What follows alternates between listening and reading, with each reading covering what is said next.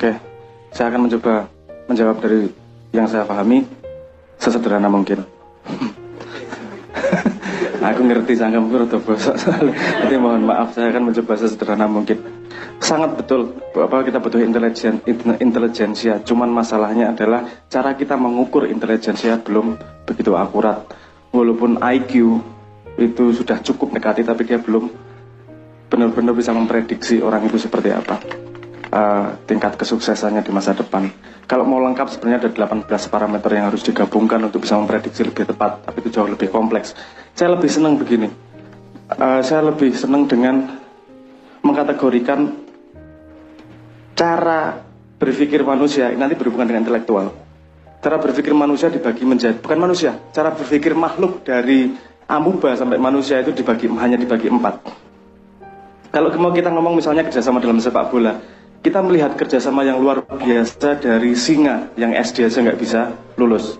Singa ketika mengejar banteng, dia tahu temennya, kalau temennya gigit kaki, dia loncat ke atasnya, kalau temennya kayak di atasnya, dia harus mengejar lehernya dan seterusnya.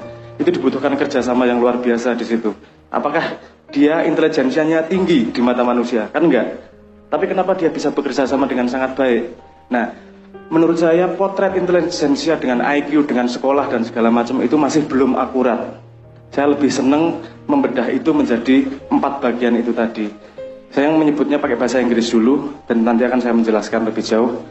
4 tingkatan itu yang saya sebut sebagai 1 deklaratif, 2 kumulatif, 3 serial, dan 4 paralel. Kumulatif apa? Yang pertama adalah deklaratif. Deklaratif adalah cara berpikir dengan kalimat dasar atau. Jadi kalau dia dikasih pilihan, dia mesti milihnya atau ini, atau ini, atau ini, atau ini. Angel lagi. Oke, tak kasih contoh begini. Misalnya ada jomblo menderita randidit, pengen golek duit, wis ngodol ra karuan, sahabat sabun sudah lama, arep apa istilahnya, mau ngejar cewek tapi motornya kalah HP, tak golek duit gitu ya misalnya. Saya mau mencari duit tujuannya. Terus dia lihat di kampungnya ada banyak buah-buahan. Bagaimana dia mengolah buah-buahan menjadi duit? Ini tergantung 4 ini tadi. Kalau cara dia berpikir deklaratif, dia hanya melihat beberapa jenis buah-buahan, mangga, nanas, karo apa misalnya, bengkoang. Dia akan berpikir gini, saya akan jadi bakul nanas, atau bakul bengkoang, atau bakul mangga. Jadi cara paling primitif berpikir adalah atau. Orang primitif sih, tapi pakai salah satu yang di bawah itu. Yang di atasnya adalah kumulatif, itu cara berpikir dan. Dan itu jadi kalau dia ngeliat buah-buahan ini tadi, dia cara mikirnya gini, oke, ada mangga, ada ini, kenapa saya harus milih satu? Saya tak bikin toko buah, saya jual 3-tiganya. Saya jual ini dan ini dan ini, gitu ya cara berpikirnya. Di atasnya lagi ada yang cara berpikir serial, yaitu jika maka. Jika ini maka ini, jika ini maka ini, jika ini maka ini. Jadi ketika dia melihat buah banyak, jika saya jual sebagai buah, dia akan seperti itu. Tapi jika saya bikin parsel, dia akan punya nilai lebih di situ. Cara berpikirnya gitu. Kalau saya blender bisa jadi jus, saya jualan jus. Dia berpikir jika maka. Di atasnya lagi ada yang disebut sebagai paralel. Itu dia punya jika maka tapi banyak. Jadi mikirnya nggak cuma saya bikin jus, saya bikin parsel, saya bikin rujak. Dia mikir gini juga, oke, jika ini saya olah bisa jadi jus, bisa jadi pecel apa? Rujak, bisa jadi parsel dan seterusnya, macam-macam produk. Tapi saya juga gini, ada jika maka yang lain.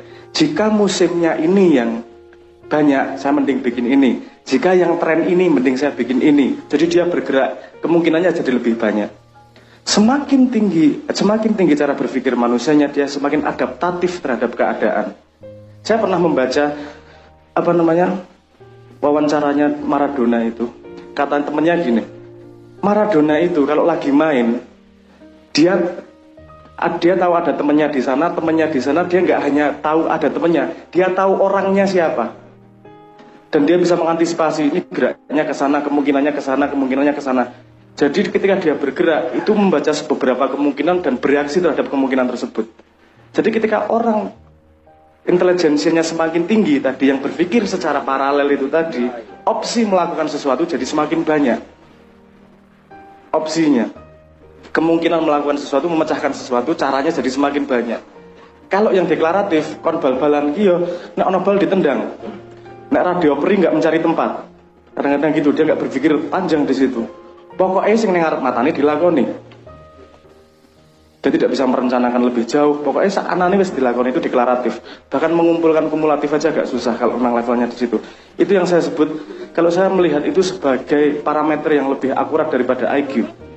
Ini nanti kalau mau digali lebih dalam, ini lebih kompleks. Karena 4 ini tadi pasti nanti berhubungan dengan jenis data apa yang dia olah. Ada data sensorik, ada data abstrak, ada data kategori dari abstrak, ada data kategori dari kategori abstrak, dan ini lebih kompleks lagi. Tapi intinya saya tidak setuju dengan cara ukur IQ yang kita gunakan sekarang. Apalagi dengan titel SD, SMP, SMA. Karena yang diajarkan bukanlah ilmu pengetahuan. Yang diajarkan adalah pengetahuan data. Anda suruh ingat-ingat sesuatu, betul nggak? Pelajaran sekolah itu tahu apa, bukan tahu bagaimana. Padahal untuk memecahkan masalah, dia harus tahu bagaimana, bukan tahu apa. Walaupun tahu apa itu modal. Nah, itu titel sendiri tidak berubah. Dan buktinya sudah banyak. Ada salah satu misalnya, di Hong Kong itu salah satu eksportir parfum terbesar yang masuk Indonesia itu bekas TKW, dan dia tidak bisa baca tulis sama sekali. Kalau itu ikut ukuran standar SD, SMP, SMA, dia nggak akan punya kemungkinan berhasil. Tapi cara berpikir paralelnya yang memungkinkan dia iso obah dalam keadaan itu. Orang yang berpikir paralel tidak ada kesulitan dalam hidupnya. Ini kalau ada kalimat Quran yang mengatakan bahwa pada setiap kesulitan bersama Inna ma'al usri yusra. Bersama setiap kesulitan ada kemudahan. Bersama kesulitan ada kemudahan. Ini harus berlatih berpikir paralel.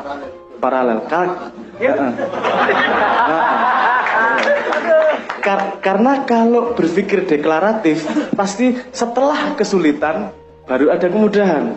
Dia tidak bisa melihat kemudahan dalam kesulitan yang dia alami. Kalau orang paralel melihat kesulitan, dia langsung melihat kesempatannya di situ. Karena dia ada banyak jika maka untuk mengolah informasi tersebut. Nah, itu yang bisa saya sumbang sih tentang mengukur intelijensi manusia. Saya lebih percaya, saya lebih melihat itu lebih efektif untuk mengukur efektivitas manusia dalam bersumbang sih satu sama lain. Deklaratif, kumulatif, serial, dan paralel.